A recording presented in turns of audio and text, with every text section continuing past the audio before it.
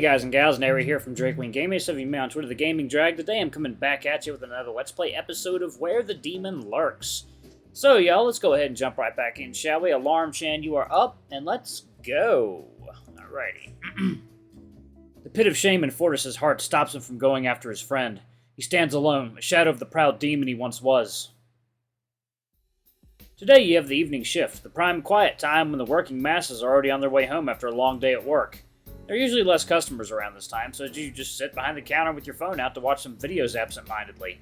This time you're hooked on a series of videos about people going around visiting haunted houses. They even show scenes of them supposedly getting haunted by spirits and demons.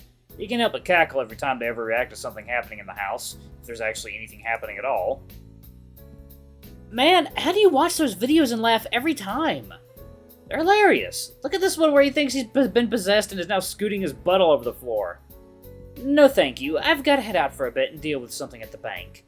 You mind watching the store while I'm gone? You can count on me. You salute King playfully. He smiles and heads out the store. Enough time passes by for you to watch a few more. Ding dong, bing bong. Oh, a customer. You flip your phone face down and stand ready behind the cash register. Welcome to Sunny Fruits, the family market. Oh! Had a feeling. The customer struts into the shop with a cool confidence that instantly draws you to him. His golden fur appears lighter than air as it sways with every step he takes. You gulp as he approaches the counter. Hello? He gives you a look of amusement one would give to a pet that has done something silly. Hi! You feel your left hand instinctively raising to wave at him, but you grab it with your other hand to stop yourself. Can I help you? Why, I hope so. I am looking for someone very important. He looks at the array of candy bars on the countertop with a furrowed brow, as though fascinated by something so foreign. Okay. I'm looking for a demon lord. Your smile shatters as you feel your veins turn icy cold. He notices your reaction and smiles. Hello, Lord Kobu. You look heavier than what you were in your photo. Shit, shit, shit! The alarms in your head are blaring. Bedrick sends someone to finish you off. Your brain tries to formulate a plan, but all you can think about is running. What do I do?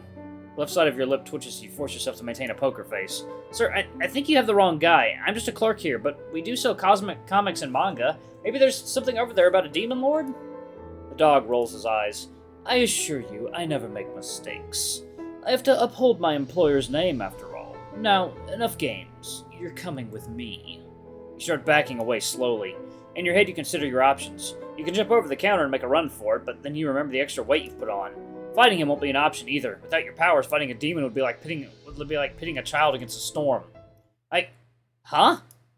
In your state of panic, a male hyena comes into your vision. His frightened eyes mirror yours as he looks at you. What? Realization comes to mind. The doorbell never dinged and the door didn't slide open. He phased straight through it. A ghost? What the? Out of the way! The dog raises an eyebrow at the sight of the sudden invader. You watch bug-eyed as the spectral hyena slams hard against something you cannot see. His body falls to the ground without a sound. Purple cracks form in midair where the hyena's head made impact. The cracks rebuild themselves and disappear as quickly as they appeared. A barrier? You turn to the dog, but he is just as stunned as you are. What the hell's going on? Well, if it isn't clearly obvious, there's a ghost in here. The hyena suddenly jumps back to his feet. What the? He backs away a few steps and rushes for the door again. Slam! The ghost collapses once more. Wise guy, eh? His determination does not falter as he runs towards the barrier again and again. Your hunter rests his chin on his hand with a confused expression. Why is he doing that? I don't think he knows we can see him. The dog rolls his eyes, annoyed that some unnecessary trouble got in the way of him doing his work. I'm putting an end to this. He raises his right hand and a glowing white feather materializes between his fingertips. That's... With the flick of his wrist, the feather zooms towards the ghost. Huh?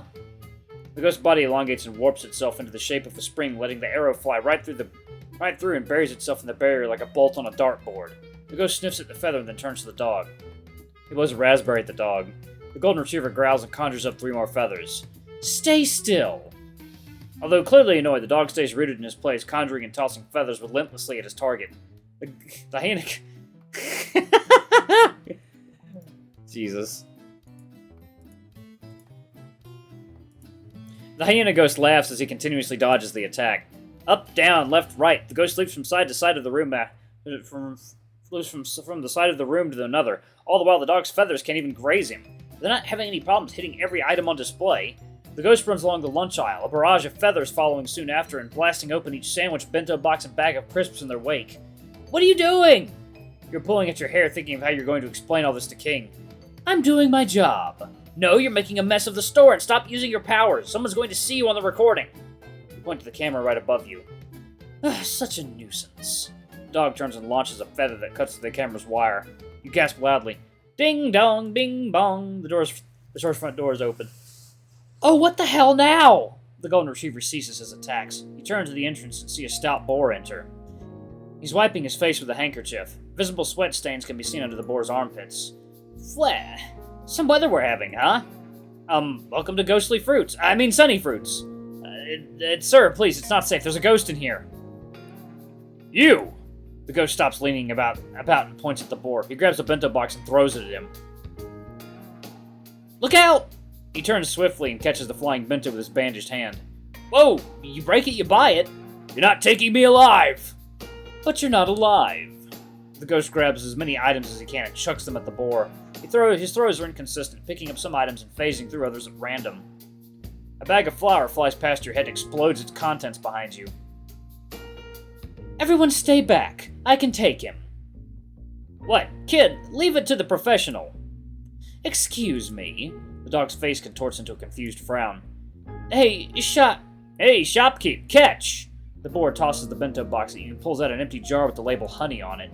He runs forward, dodging flying foodstuffs until he's closed half the distance with the ghost.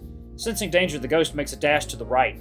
The boar raises his jar at the ghost and opens the lid. A powerful vortex of air begins to blow, sucking in the ghost. No! No, please! No!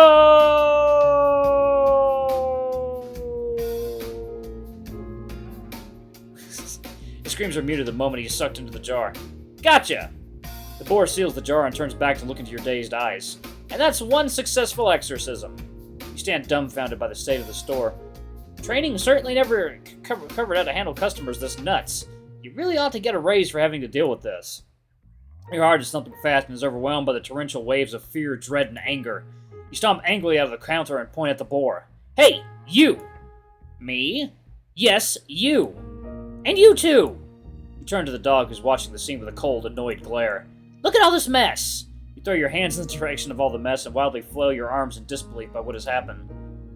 Someone needs to pay for all this, so which of you is it? You point accusingly at the boar, then the dog. Relax, shopkeep. I was just doing my job. It took me weeks to set up this trap. Trap? You mean you planned this whole thing? You're the whole reason I'm in this mess in the first place? Technically, but you know what they say. You can't make an omelet without breaking a few eggs. You scowl at the pig. Okay, here, maybe this will make. He reaches for something in his pants pocket and pulls out a fist of glimmering black dust. What's... He tosses the dust onto you and the dog. Pocket sand! What in the world? The dog takes a step back and shakes his head vigorously. The moment the dust hits, your vision blurs and you feel drowsy for a second before you regain your senses. Okay, folks, here's how it went down. The shop was possessed by a violent ghost, and that's how all this happened today.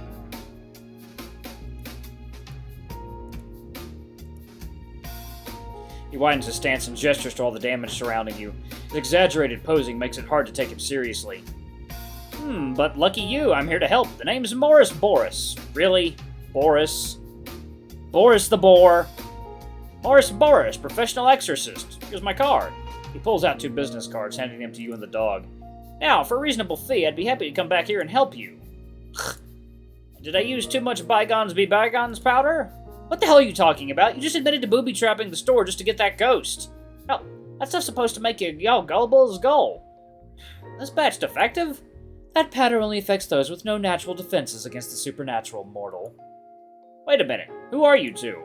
I'm Lucian, servant of God. Your suspicions are confirmed. He's not working for Vendrake. The stiffness in your shoulders eases up a bit, but you're still not wholly comfortable with an angel standing beside you. I also wonder why Gary would send someone to look for you now, of all times, Gary. God? Aren't you ever dressed to be a priest? Think higher than that, Bacon. Bacon? Really? I haven't heard that since I was a wee lad. What about you, cashier? Don't address him so informally. You nonchalantly step on the dog's foot. Yep! I can introduce myself. I'm Kobu. I've already had a history with seeing ghosts around me while I was growing up, and I don't need more of it now. Not exactly a lie, but you don't need anyone else knowing who you really are. You reach out and grab Morris's bandaged wrist. Now, come with me. I need to make a report, and you're going to pay for the damages in the store. He pulls his arm free with more force than you anticipated. Whoa, whoa, whoa! Listen, I can pay, but I gotta turn in this little fella first. He pulls out the honey jar. Through the semi-transparent glass, you see the ghostly hyena now shrunk to the size of an eraser. He's beating against the glass. Don't let him take me! I don't want to be eaten! Eaten? Don't listen to him. The boar shakes the jar a few times, causing the ghost to scream. These ghosts will say anything to escape. I'm not making it up! He's going to send me to a giant who will eat me! I'm afraid that isn't going to happen, Bacon. That ghost is coming with me. The hell he is! Morris tries to keep the jar away, but Lucien moves too quickly and has his hand on its top. Let go, Lucy! It's Lucien, and as an agent of God, I'm sending that escaped soul back to the underworld. Are you mad? This is my bounty. Keep your dirty hands off of it. No, you let go. Mortals shouldn't be tampering with these sorts of things. Low growls rumble from both sides. Their eyes are locked onto one another with uneasy ferocity. The fur on your back suddenly stands on end. You sense some familiar energy radiating from Morris's bandaged hand. I don't want to go! Help! I'm not tasty! Your head hurts a little from all the information coming in. The angel, the exorcist, and now this ghost. The unending sense of doubt paralyzes you from moving. Meanwhile, a tug-of-war for the ghost and the jar breaks out in front of you. The jar is pulled from one side to another, but neither of them holds the advantage. Let go! You're going to break the jar with your sausage fingers. These sausage fingers will be going up your nose if you don't let go. This is going nowhere. Someone help me! I just want to live! Your eyes widen, your hand reaches out for the jar, seemingly acting on its own. What are you doing? Kobu, I can handle this on my own. I'm not letting anyone walk out of here with that jar, not until someone pays for all the damages. Filled with newfound determination, you join the struggle for the jar. Each of you pull in one direction. The jar now stays locked in the middle without budging to any side. Just stay out of this! I said I'll pay later! Nuh-uh, it's up front or the police with you. It's the police with you. This is ridiculous. We're dealing with an escaped soul, and you both can only think about money. The veins on your forehead feel like they're popping out from how strongly you're pulling on the jar. Suddenly, the jar somehow slips from everyone's grip and flies up into the air. Time seems to slow down as you all watch the jar spin and come falling back down to the call of gravity.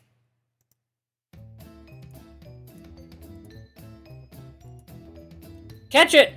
Morris and Lucy rush forward to catch the jar, but they end up running into each other. They miss the jar and it breaks into pieces as it lands with a loud crack. Freedom! The ghost springs out of the jar, warping back into his regular size before flying out of the door. The soul! My rent money! Shit, I gotta get it back. Here, if it comes again, call me. Morris tosses another one of his business cards at you before darting off. Hey, wait! Oh no, that ghost is going back to the underworld. Lucien turns to you. Find me at the Lazarus warehouse, Kobu. And Kobu, I know you need help. That's why I'm here. Just trust me and come find me so we can talk this through. But With that, the dog runs out of the store as well, and you're left all alone in the wrecked store. Looking at the mess you need to clean up, you sigh heavily.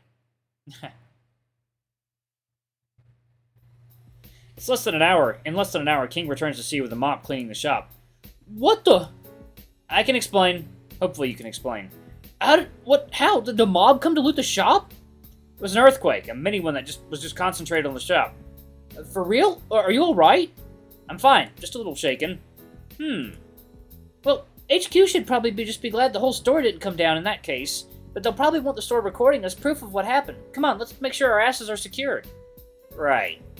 You both walk back to the counter. There's a small television tucked right under the cash register that's connected to the in-store cameras. King pulls out the remote control for the recording. You remember what time the earthquake happened? It was somewhere around the time you left the store. Alright. He presses the back button and the recording rewinds until it's the scene of the angel entering the store.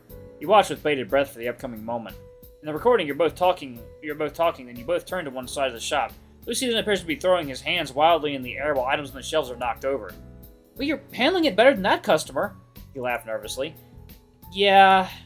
At the point where the exorcist enters, the video recording stops. There's nothing else left on here. I think the camera wires were chewed out by some pests. The earthquake must have been the last straw. The alpaca turns to the camera above him and then back to you. He looks at you with the same calm look he gave you the first time he found you eating out of the convenience store trash can a year ago. Pests ate through the wire, huh? Guess there isn't much to eat in the trash anymore. He knows something is up. You almost want to tell him the truth, but doing so would only drag him into your own suffering. Yeah. King takes a deep breath and nods. I'll check the till in the back room and make a report then. Finally, we have an excuse to replace that ancient camera. Are you okay cleaning up on your own? I'll be fine. Don't worry. Sweet. I'll help you out with restocking the place when I'm done. King walks off into the back room. You replay the recording again. Its contents are no surprise to you. You watched it before King came back. It was a gamble hoping that King would just accept the story as is. You can only hope HQ does the same. An angel, an exorcist, and a ghost walk into a convenience store. There's a joke there somewhere. What's this? Oh, Lucian, okay. Just my luck. Right when I'm starting to get used to my mortal life, a freaking angel shows up. Why? Gary sure wasn't in a rush to send help when I tried to reach him before. And again, he did say that most prayers end up in his spam bin. Still, I don't like him. Just because he looks good in some designer clothes and has that anime boy haircut doesn't mean he gets a free pass to act like the most important person in the room, right? He's just so smug. I can pull off an anime haircut too if I had my old build. Putting the remote down, you turn your attention to the cleanup. With the task at hand, it doesn't take you long for you to push today's events to the back of your head. Come closing time, you head back to your apartment for sleep. The exhaustion from the day's events really took its toll on you, as you didn't even do your dailies that night. Ooh, cute. Come sunrise, you awaken with a message from King. Alright, I'm gonna go ahead and pause it right there. I gotta start getting ready for work soon. Thank you all so much for watching. Don't forget to like, comment, subscribe, ring that notification bell. Leave a super thanks for a tip if you can, it always helps. Until the next video, I love you all. I'll see you next time. Bye-bye!